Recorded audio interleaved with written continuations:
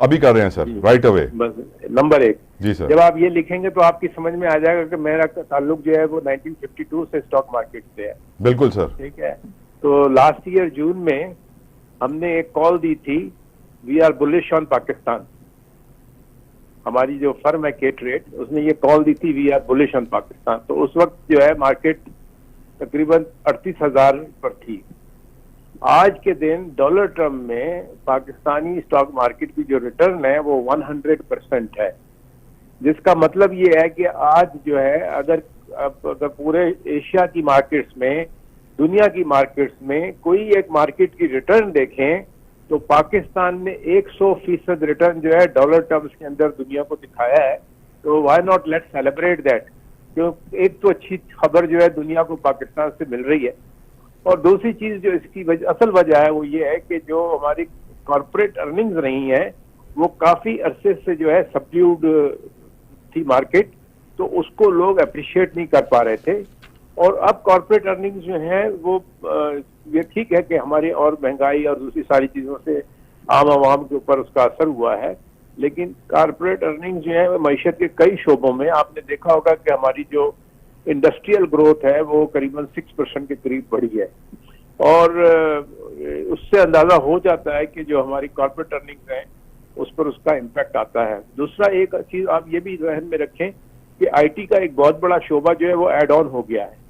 आपकी हर महीने जो है आईटी की एक्सपोर्ट जो है वो अब $300 क्रॉस कर गई है, और बहुत जल्दी जो है वो $400 मिलियन भी क्रॉस कर जाएगी। तो बहुत सारी जो कंपनियां आईटी की वो भी लिस्ट हो गई हैं, उनके ऊपर भी जो है बहुत उसका अच्छा असर पड़ता है। दूसरा, बैंकों की अर्निंग्स जो है वो भी कई गुना बढ़ गई हैं। आप बैंकों की अर्निंग्स के हिसाब से देखें तो जो अर्निंग्स बैंक पहले 2 बिलियन 4 बिलियन करते थे, अब वो 40-40 बिलियन की। सर हुकूमत जो उनसे कर्जा लेने लग गई है सर। नहीं, हुकूमत तो शुरू से कर्जा लेती है उनसे। पहले सेंट्रल बैंक से, स्टेट बैंक से बोरो करती थी, अब सिर्फ कमर्शियल बैंक से करती है। स्टेट बैंक ने तो मना कर दिया सर। नहीं, मना नहीं कर दिया, वो एक कानून के तहत आईएमएफ के साथ जो मुआहदा था, जी सर, मुआहदे के तहत ये तय कर दिया गया था कि अब हुकूमत जो है वो स्टेट बैंक से कर्जा नहीं लेगी, लिहाजा स्टेट बैंक ने मना नहीं किया था, वो एक प्रोग्राम का हिस्सा है। अच्छा, इसकी वजह से जब कर्जे जो है वो हुकूमत बैंकों से लेती है तो उसकी कॉस्ट जो है वो हुकूमत को अदा करनी पड़ती है, जो हम डेफिसिट की सूरत में देख रहे हैं कि हमें 7 ट्रिलियन रुपीज जो है वो इसके अदायगी में करने पड़ेंगे। ये एक बहुत बड़ा फिक्र का और लम्हा है, लेकिन बैंकों की अर्निंग तो बढ़ रही है ना, तो स्टॉक मार्केट तो उसकी वजह से जो है बैंकों की अर्निंग की वजह से आज सब बैंकों में अपर लॉक थे। जी हाँ। और उसके अलावा जो अच्छी बात थी वो ये थी कि इंटरनेशनल इन्वेस्टर्स की बाइंग जो है वो मार्केट में आज बहुत ज्यादा नजर आ रही थी।